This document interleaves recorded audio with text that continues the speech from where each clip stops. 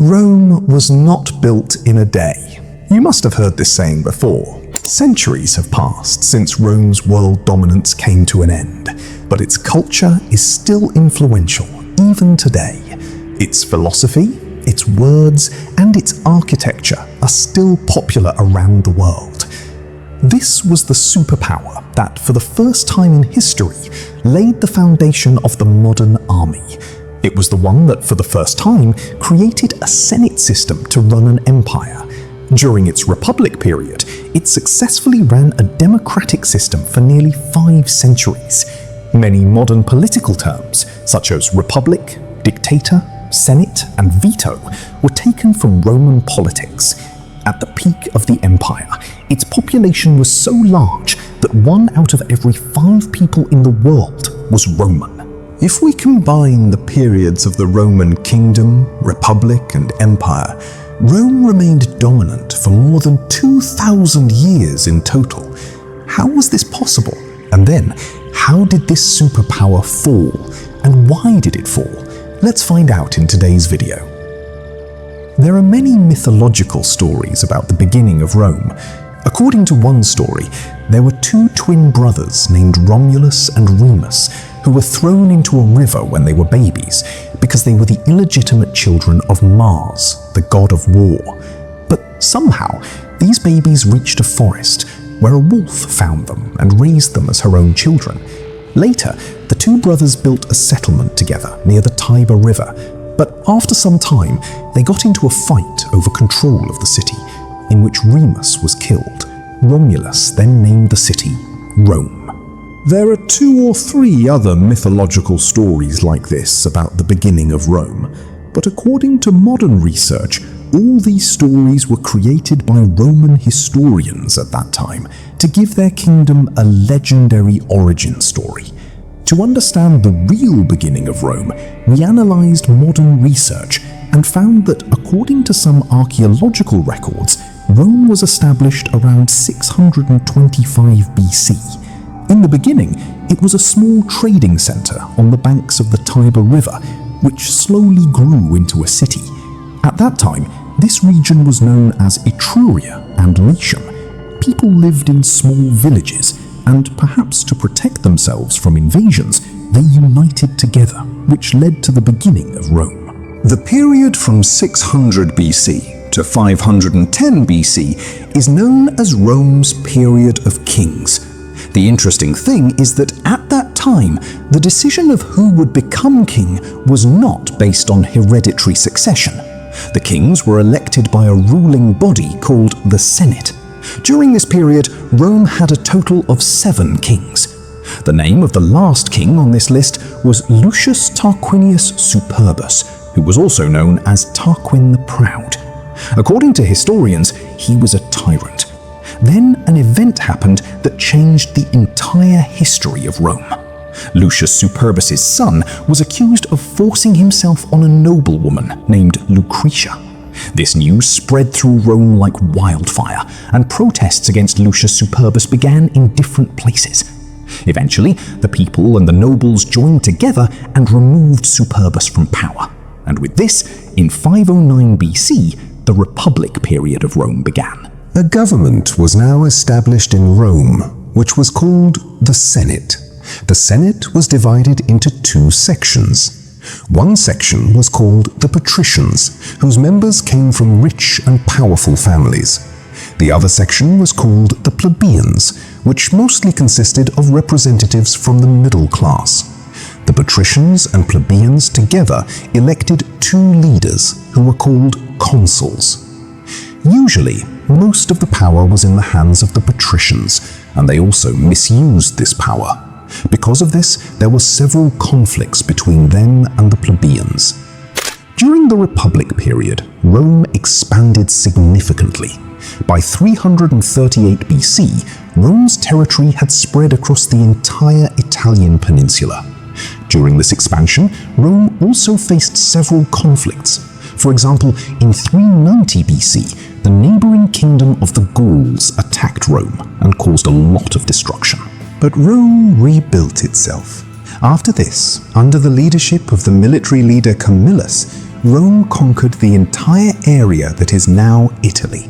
Between 264 BC and 146 BC, Rome once again entered a period of war. This period is known as the Punic Wars. These wars were fought between Rome and Carthage. Carthage was a very powerful city-state located on the northern coast of Africa, in the region around modern-day Tunisia. A total of 3 Punic Wars were fought.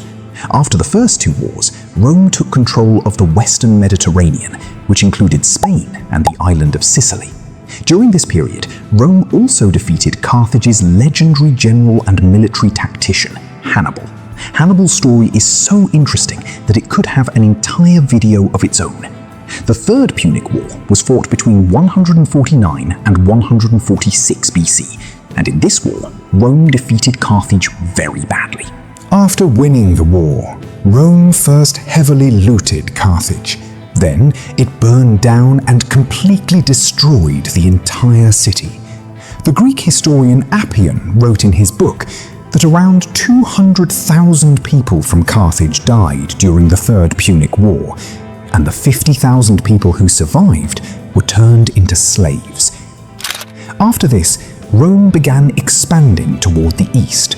First, it defeated the Kingdom of Macedonia, which was still a mighty kingdom even 200 years after the death of Alexander the Great. Rome's military victories not only gave it new territories and gold, but the culture and society of the states it conquered also had a deep influence on Rome. If you ever visit an Italian city, you will see that Rome integrated many aspects of Greek architecture, religion, and art into its own society. The writings of Greek philosophers had a major influence on Roman thinking and philosophy. By 100 BC, military power and territorial expansion had turned Rome into a superpower. But as Rome continued to grow, its negative effects also started to become visible. Political instability began to increase, and civil wars started breaking out. Any leaders who spoke up for the poor were assassinated. After this, other leaders became afraid to help the poor. Some leaders even used violent methods to bring about political change, but they were also killed. After this, the Republic became very unstable, and civil wars started again. In such situations, dictatorial leaders often take advantage. Something similar happened here as well, and Rome got its greatest dictator. The year was 58 BC. Rome appointed Julius Caesar as the governor of a province in Italy and gave him the responsibility of quickly taking control of the remaining regions of Gaul. Gaul was a group of Celtic people who lived in areas that are now France, Belgium, Switzerland, and parts of Germany. But conquering Gaul was not going to be easy for Caesar. The Gauls were an independent tribe, and they absolutely did not want to live under anyone else's rule. So they chose Vercingetorix as their leader and prepared to fight against Caesar. This war is known as the Gallic Wars. It began in 58 BC and continued for the next 6 years. In 52 BC, Caesar surrounded Alesia, one of the major cities of Gaul, for months. Because of this, the people of Gaul began to die from hunger, and the people who survived were attacked and killed. After winning this battle, it can be said that Caesar had also won the war.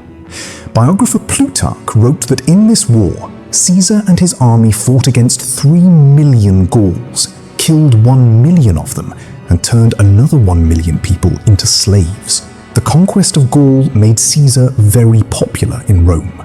Caesar's growing popularity and power started creating insecurity in the Senate. Because of this, the Senate ordered Caesar to end his military conquests and return from Gaul. But what Caesar did in response was going to change the entire history of the Roman Empire. Caesar refused to follow the Senate's orders. After this, Caesar formed an alliance with 2 other Roman generals, Gnaeus Pompeius Magnus and Marcus Licinius Crassus. This alliance became known as the Triumvirate. Interestingly, Pompey was Caesar's son-in-law. The popularity of the Triumvirate grew so much in Rome that the 3 of them together began controlling Rome's politics and narrative. For some time, everything was going according to plan for Caesar. But, just like every political alliance, problems also started appearing within the triumvirate. First, after seeing Caesar's growing popularity, Crassus wanted to do something that would make his own popularity equal to Caesar's. Because of this, in 53 BC, Crassus started a military campaign against the Parthian Empire. But he lost this battle and was killed. Some sources also say that Crassus was captured and molten gold was poured into his mouth. After Crassus's death, a power struggle began between Caesar and Pompey. To defeat Caesar, Pompey joined hands with the Roman Senate. In return, the Senate got a face that could stand against Caesar's growing popularity. In 49 BC, despite the Senate's warnings, Caesar marched toward Rome with his army and crossed the Rubicon River. Basically, Caesar wanted to show his power. Because of this extreme action, a civil war began between Caesar and the Senate and Pompey. This war is known as Caesar's Civil War. The war continued for 1 year, and ultimately, in 48 BC, Caesar's forces defeated Pompey's army at the Battle of Pharsalus. After this, Pompey had to flee to Egypt. There, King Ptolemy had him secretly killed so that he could gain Caesar's support. With this, Caesar now gained complete control over Rome. Taking advantage of the situation, Caesar declared himself dictator for life of Rome. Caesar's dictatorship over Rome lasted from 49 BC to 44 BC. During Caesar's 5-year rule, Rome also developed significantly. He introduced many reforms that benefited poor people as well. Public works projects, such as roads and buildings, made Caesar even more popular. People began to feel that Caesar had come as a savior for them. He began to be followed like a demigod. Although the Senate had officially accepted Caesar as a dictator, there were still some people in the Senate who were against him. They wanted to remove the dictatorship from Rome and bring back the Republic. This included Caesar's close associates, Gaius Cassius Longinus and Marcus Junius Brutus. They believed that Caesar was misusing his powers. Eventually, the two of them, along with some other senators, made a plan to assassinate Caesar. On March 15th, 44 BC, a meeting of the Senate was taking place, and Caesar was also present.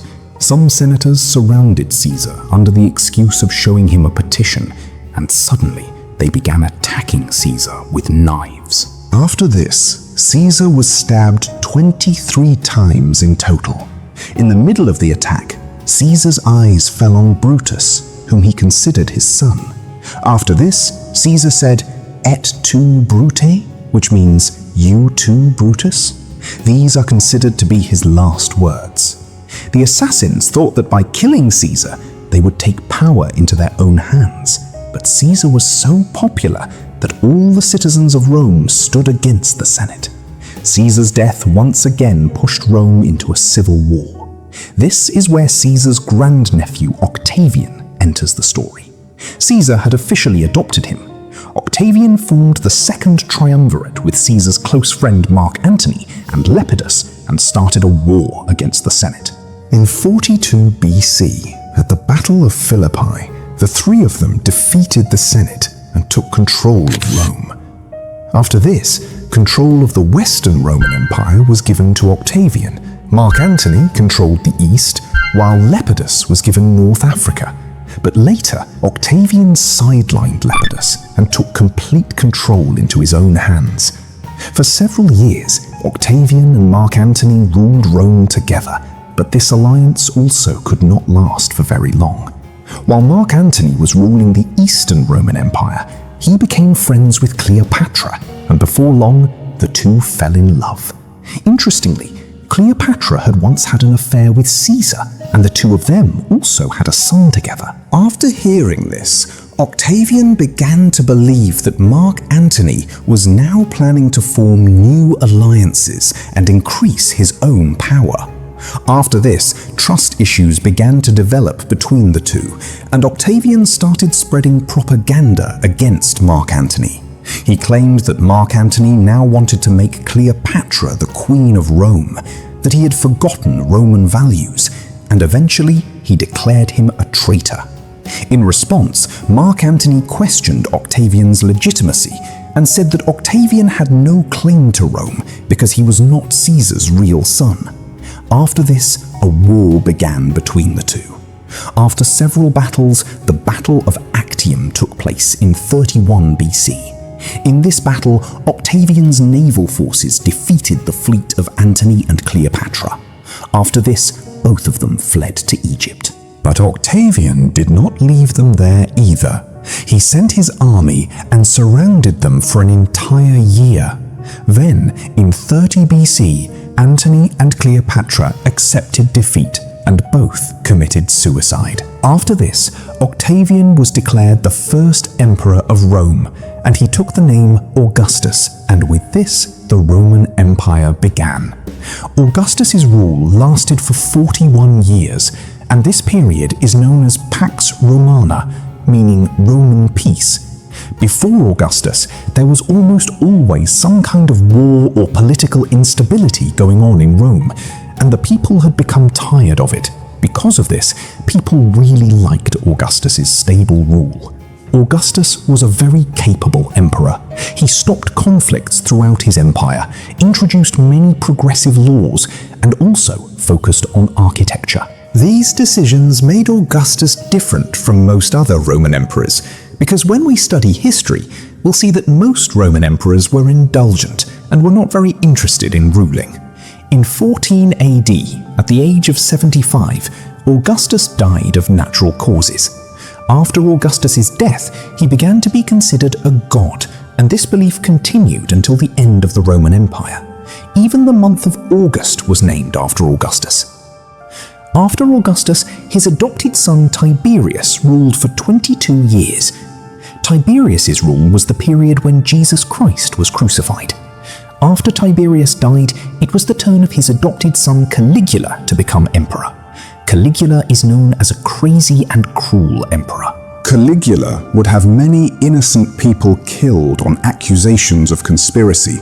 The entire Senate was angry because of this madness. In this way, Caligula's rule continued for 3 years. Then, one day in 41 AD, while Caligula was going through an underground passage to have his lunch, 2 guards murdered him. However, it was never discovered who had ordered his murder. After Caligula's death, his uncle Claudius was declared emperor. Claudius's rule lasted for 13 years. It is said that Claudius was very fond of food and spent most of his time enjoying a life of luxury and pleasure. He had several wives, one of whom was Agrippina. She poisoned and killed him and made her illegitimate son Nero the emperor. Nero's rule is considered one of the biggest stains on the Roman Empire. After becoming emperor at the age of 16 in 54 AD, Nero did some things that shocked people. First, Nero killed his own mother because she had started controlling him too much. After this, he emptied the treasury through wasteful spending, which caused a major financial crisis in the kingdom, and whoever questioned this action was killed. Biographer Suetonius wrote about Nero that he committed all kinds of evil acts, such as incest, animal cruelty, and killing people for no reason. Then, one day, Nero allegedly ordered a fire to be started throughout Rome and blamed the Christians for it, because at that time, Christianity was seen as a threat to the Roman Empire. Anyway, this fire incident gave rise to a famous quote that people still use for dictators today: "Nero fiddled when Rome burned." However, there is no proper evidence or reliable source that Nero actually did this. Besides, the fiddle itself was invented 1,000 years after Nero's death, so it is difficult to believe this story. It is also possible that Nero's enemies created this story to defame him. Whatever the case, there really was a fire in Rome at that time. There is evidence of this. And after this incident, the leaders of Rome had completely lost their patience. Taking advantage of the situation, The governor of Spain, Servius Sulpicius Galba, challenged Nero for the throne. Seeing the growing support for Galba, Nero understood that his rule was about to end. To save his life, he had to flee Rome. After this, the Senate declared Nero an enemy of the state. To avoid the shame of being captured and publicly executed, Nero took his own life at the age of 30. Because Nero had no official children, the Julio-Claudian dynasty, which had continued since the time of his great-great-grandfather Augustus, also ended with Nero. The year after Nero's death became known as the Year of the Four Emperors. The year was 69 AD. With the support of the Senate, Galba was chosen as emperor. If we look at it, Galba was also no better than the others. Galba stopped payments to the Roman army for some time to benefit his corrupt friends. Because of this, revolts started breaking out in the army again. The Roman legion of Lower Germany declared General Aulus Vitellius as their emperor. But before another civil war could begin, Galba's Praetorian Guard, meaning his bodyguards, killed Galba. This was the second time that an emperor's own bodyguards had assassinated their emperor. General Aulus Vitellius was a major contender for becoming emperor. But the Senate made one of its own senators, Otho, the emperor, because he was very influential in the Senate. Interestingly, Otho had also once been a supporter of Galba, but later turned against him. Otho had an image of being a peaceful and good leader. As soon as he took the throne, he faced a major challenge, dealing with Vitellius and his military. Otho wanted a peace settlement, but Vitellius was not interested in peace and was not willing to give up his ambition of becoming emperor. Then a long battle began between their armies, but Otho's army suffered a terrible defeat at the Battle of Bedriacum. The Roman historian and senator Cassius Dio wrote that 40,000 Roman soldiers died on the battlefield that day. When Otho found out about this, he stopped the war from his side. Historians believe that if he had continued fighting, he might have won. But Otho did not want to put his soldiers' lives at risk. Then he could not bear the shock of the deaths of thousands of soldiers, so he took his own life. It is very unfortunate that Otho's rule lasted only 3 months, because if he had been given the opportunity, he could have been a very sensitive and good emperor. While most Roman emperors were usually narcissistic and greedy, Otho's name is always remembered as that of an honest emperor. After Otho's death, Vitellius arrived in Rome with his army. His soldiers first killed and looted the people of Rome, and they did not even spare the women. Then the Senate accepted defeat and declared Vitellius emperor. It would not be wrong to call Vitellius a sociopath. He declared himself the supreme leader and began ruling like a dictator. The oppression of ordinary people began to increase, and it started to feel as if Rome had entered a dark age. Now Rome needed a savior, and it was about to find one. A part of the Roman army suddenly started a revolt and declared its commander, Titus Flavius Vespasian, as emperor. Then a long war took place, and finally Vespasian's army entered Rome. When Vitellius realized that he was losing the war, he tried to secretly escape from the city, but some people caught him and dragged him into the middle of the people of Rome, where people started spitting on him.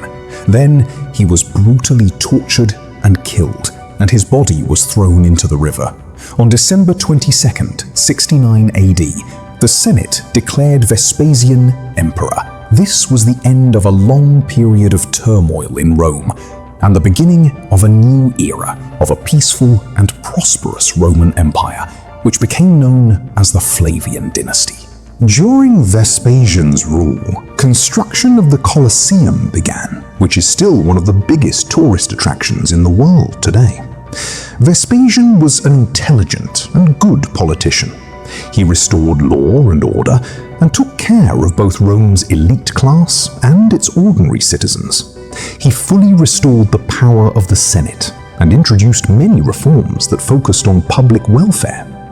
Vespasian's rule lasted for around 10 years. After his death, his son Titus became emperor. Titus was the first biological son of a Roman emperor to succeed his father. After Titus, his brother Domitian became emperor, but he was assassinated.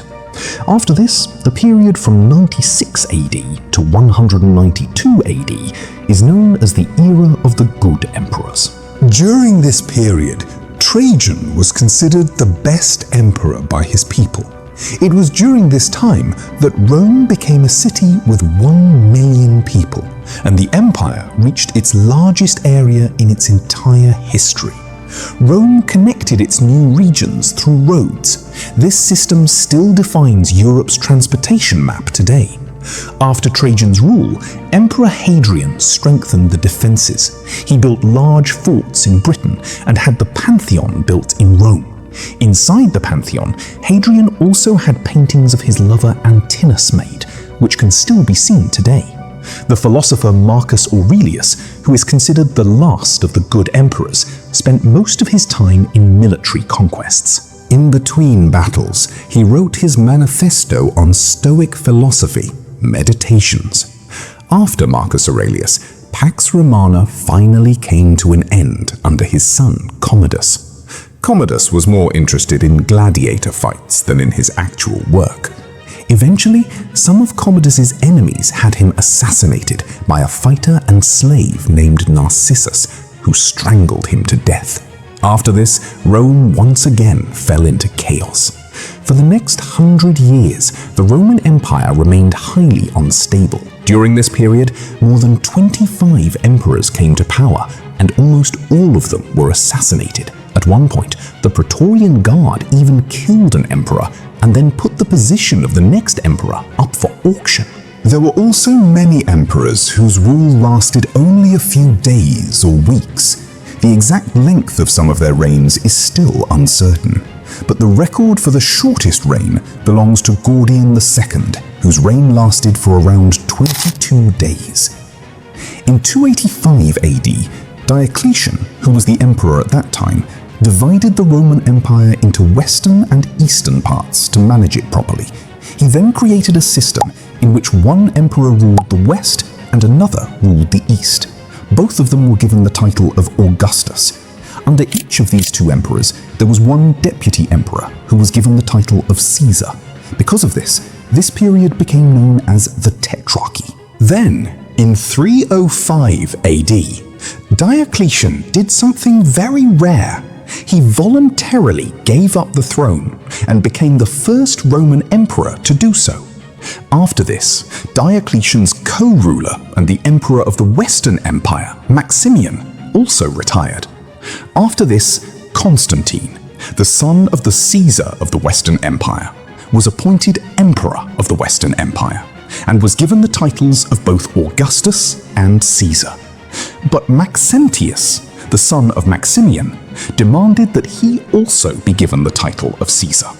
After this, a war began between Constantine and Maxentius. It is believed that before the war, Constantine saw a cross in the sky and thought that it was a sign from God that he could win by accepting it.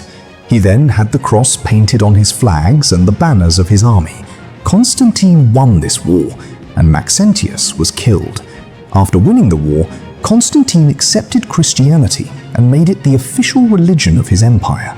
Constantine's rule lasted until 337 AD, and after his death, a power struggle began between his three sons, but none of them was able to remain on the throne. After this, in 363 AD, the Valentinian dynasty came to power, which was marked by power struggles, assassinations, and unstable rule. In 392 AD, after the death of the Western Emperor Valentinian II, the Eastern Emperor Theodosius I reunited both empires. But this united Roman Empire did not last for very long. A few years after Theodosius's death, the final division of Rome took place between his two sons, Arcadius and Honorius. The East was ruled by Arcadius, which later became the Byzantine Empire. The West was ruled by Honorius, and its end was going to come very soon. Slowly, the Greek-speaking Byzantine Empire became wealthier, while the Latin-speaking Western Empire suffered from an economic crisis. The wealth of the Byzantine Empire allowed it to strengthen its fortifications. When invaders saw the strength of Constantinople and the weakness of Rome, they found it much easier to attack the West. During this period, a Germanic tribe called the Goths repeatedly attacked the Western Roman Empire. Another tribe, the Vandals, burned everything to the ground in 455 AD. By 476 AD, the Western Roman Empire had been completely destroyed. Perhaps one interesting fact is that the last emperor of Rome was named Romulus, which was also the name of Rome's first emperor.